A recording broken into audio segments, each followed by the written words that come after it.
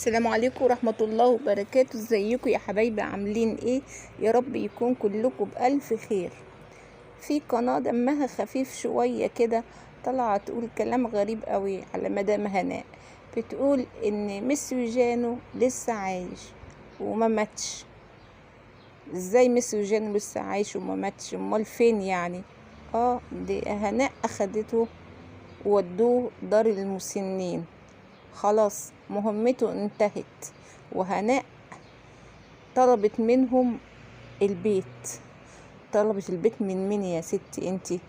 طلبت البيت من الناس المجندين، ناس مجندين مدام هناء. وبعدين ده في هم اجندة بينفذوها. لا حول ولا قوة الا بالله العلي العظيم. الكلام الغريب اللي بتقوليه ده يا ستي انتي، ايه الكلام اللي بتقوليه ده؟ ايوه، وهناء كمان البيت بتاعها من زمان، من سنين طويلة. مش أنا اللي بقول الكلام ده طالقها هو اللي قال الكلام ده لناس، والناس دي طلعت قالته، أصحاب قناة طلعت قالته إن هناء البيت باسمها من قبل ما تتجوز الأستاذ عادي. وهي خلاص هناء خلاص ما بقتش متحملة خلاص، فقالت لهم اتصرفوا. فهم هيتصرفوا ازاي؟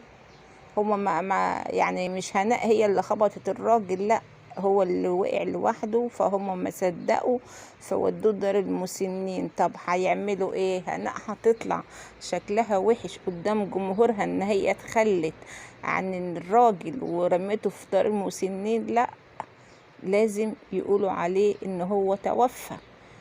وكمان بدليل ايه؟ ان هو قعد بتاع اكتر من 15 يوم في المستشفى، مش عارفين ايه يطلعوا شهادة وفاة مزورة عشان يقولوا ان هو توفى، وهو الراجل اصلا لا في المستشفى ولا توفى، الراجل في دار الرعاية. طب هم هيعملوا ايه؟ عشان كده قعدوا 15 يوم في قصص وحكايات.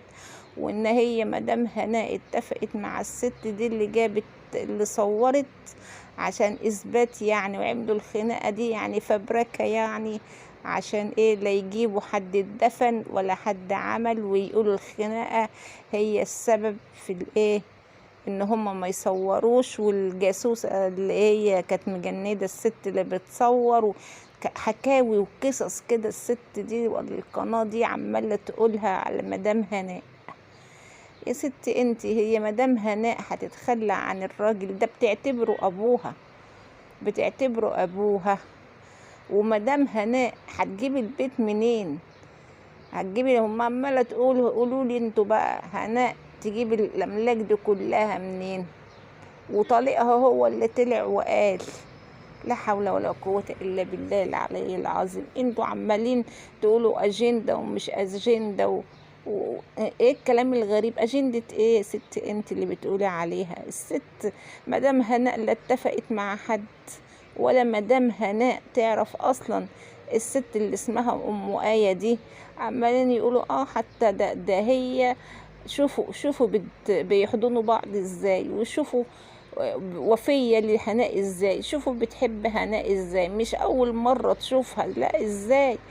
لا، ده لدرجة ان هم كانوا بيقولوا عليها ان هي اخت هناء اللي هي في امريكا. كانوا بيقولوا ان دي اخت هناء اللي في امريكا.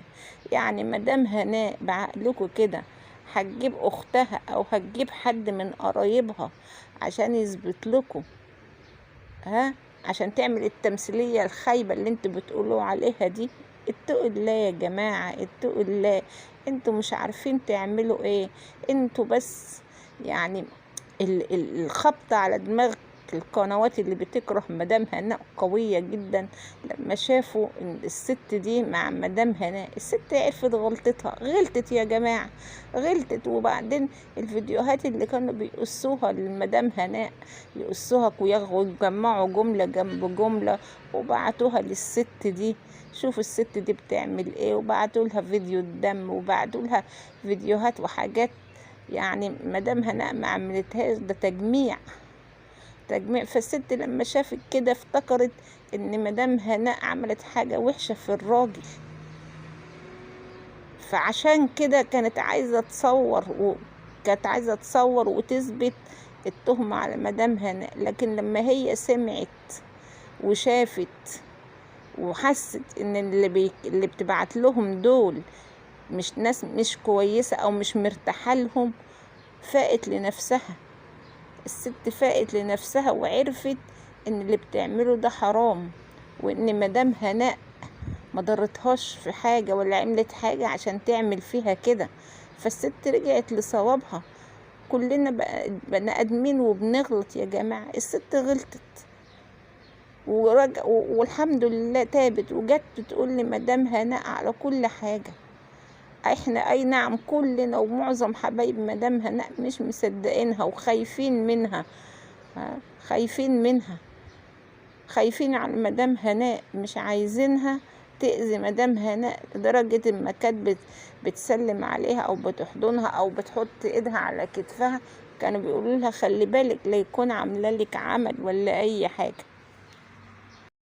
الست دي بتقول على ميسيو جانو الدليل ان هو لسه عايش ان ما كانش ليه اي نعي موجود هناك في فرنسا خالص، ما فيش اي نعي ليه. وبعدين بتقول من قال لكم ان جانو ده هو اسمه الحقيقي؟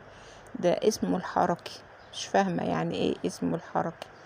هو ليه اسم تاني وده اسمه الحركة؟ انا مش فاهمة. انا حاسة ان احنا في فيلم من الافلام بتاعت او المسلسلات بتاعت الجواسيس اللي بنشوفها في التلفزيونات، اسمه حركي واجندة وتنجيد ده ولا تجنيد، حاجات غريبة كده بسمعها انا في القناة دي.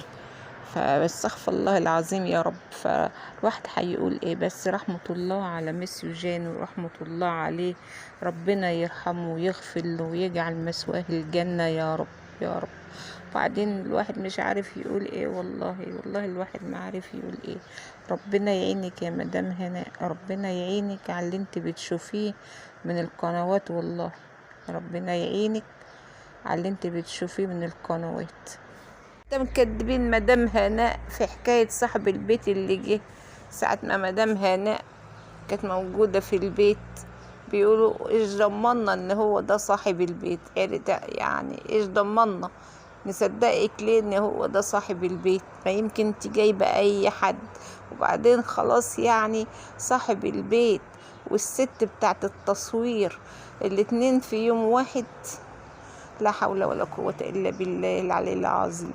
أي حاجة مدام هناء تعملها مكدبينها، حتى لو هم من جواهم مصدقين كلام مدام هناء، بس مرضوش يطلعوا أبدا يقولوا قدام متابعينهم إن هناء صح. بعد ما كانوا بيجيبوا ويحطوا على مدام هناء هيطلعوا يقولوا إن هي صح؟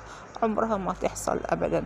ربنا يبارك فيكي ويحفظك ويبعد عنك أي حاجة وحشة يا رب يا مدام هناء، وتفرحي ببناتك يا رب، تفرحي بعوض ياسمين وتفرحي بالزوج الصالح لفيروز بإذن الله. يلا يا بنات عشان ما اطولش عليكم الفيديو، اللي ما اشتركش في القناة يشترك ويفعل الجرس عشان يوصل له كل جديد من عندنا. مع ألف سلامة.